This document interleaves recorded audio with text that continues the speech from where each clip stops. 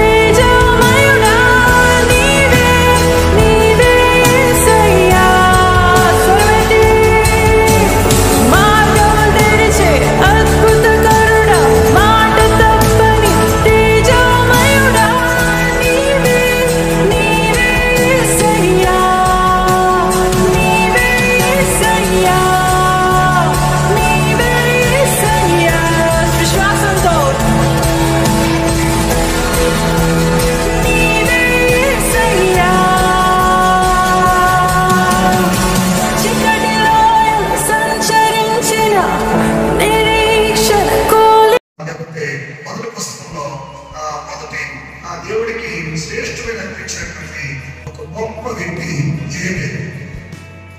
ఆ గొప్ప వ్యక్తిలాగా మనందరం ఉండాలని ప్రభువు కోరుకుంటున్నాడు. చివరి మాట నేను చెప్పి ముగిస్తాను. ఏంటంటే చివరి మాట అంటే ఏబేలును 4:4లో ఇలా రాయబడింది. ఏబేలును ఏమంటే అతని అర్పణను దేవుడు లక్ష్య పెట్టాను. సోదరులారా, ఏబేలును అనే దానికి పర్సనల్ లేకపోతే లైఫ్ గురించి మాట్లాడుతున్నాడు. ఏమంటే వ్యక్తిగతమైనటువంటి జీవితాన్ని గురించి మాట్లాడుతున్నాడు. తన జీవితాన్ని మొట్టమొదటి అనిపించాడు. తన జీవితాన్ని ఫస్ట్ అనిపించాడు. ఉదాహరణకి బైబిల్లో లోకాసు వార్త 7:11 ఉండింది. అక్కడ ఇద్దరు ఉంటారు, ధనికులు పేదలు. చర్చలో వెళ్ళిన తర్వాత అర్పణ అర్పించేటప్పుడు ధనికులు అర్పించారు, ఒక పేదాలు 2 కాసులు వేసిందని రాయబడింది. ఆమె గురించి ఏమో రాయబడిందంటే ఆమె కలిగినంతా అర్పించింది. తనకి నా దేవుడే తలపించాడు. తనకు కలిగినంత ఇచ్చినట్టు అర్థమైందో చెప్పేది నేను. నాకేం తలపించాడంటే తన జీవితాన్ని ఇచ్చేసినట్టే, తన ఉదయాన్ని మొత్తం, శరీరం మొత్తం, చేస్తే తనకు కలిగినటువంటి మొత్తం, నా సింహాన్ని చూడడం, తాగుని తాగను, తిరిగి తాగను, నా శరీరం నా ప్రభువుకే అని అన్నట్టు నా జీవితం తనను తాను అర్పణగా చేస్తుంది.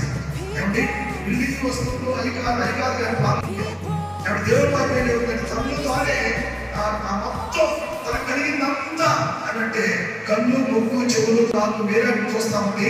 అది ఏమంటే దేవుడికి మొత్తం దేవుడికి అన్నట్టు ఏమంటే దేవుడు పెంచుకుంటాడు. అంతగా ఎవరైతే తను తాను పూర్తిగా ఏమంటే వేరే వాళ్ళకి ఇవ్వకుండా, వేరే సైతానికి ఇవ్వకుండా, సైతం అలవాట్లకి ఇవ్వకుండా ఎవరైతే దేవుడికి తను తాను అర్పణగా చేసుకుంటారో అర్పణగాను బలిగాను అర్పించుకున్నది అని ఎపిసోడ్ రాసిన పత్రిక 5:4 లేకపోతే ఎపిసోడ్ రాసిన పత్రిక 5:3 ఏంటంటే కావున మీరు ప్రియమైన పిల్లలు అనే క్రీస్తు పోలి నడుచుకుంటే క్రీస్తు మిమ్మల్ని ప్రేమించి కరుణవాసనతో తను తాను అర్పణగాను బలిగాను అప్పగించుకోలేదు. మరి ఆయన అప్పగించుకున్నప్పుడు బలిగాను అర్పణగాను అప్పగించుకున్నప్పుడు మనం కూడా బలిగాను అర్పణగాను అప్పగించుకోవాలని దేవుడు చూస్తున్నాడు.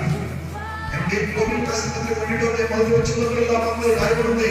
ఏమి రాయబడిందంటే దేవుడికి ఉత్తమము అనుకూలము దేవుడు పరీక్షించి చేయండి. ఏమండి అర్పణగా అర్పించుకోండి, సజీవ యాగంగా మనము దేవుడికి అర్పణగా అర్పించుకోండి అని రాయబడింది. దేవుడి స్తోత్రం. హల్లెలూయా.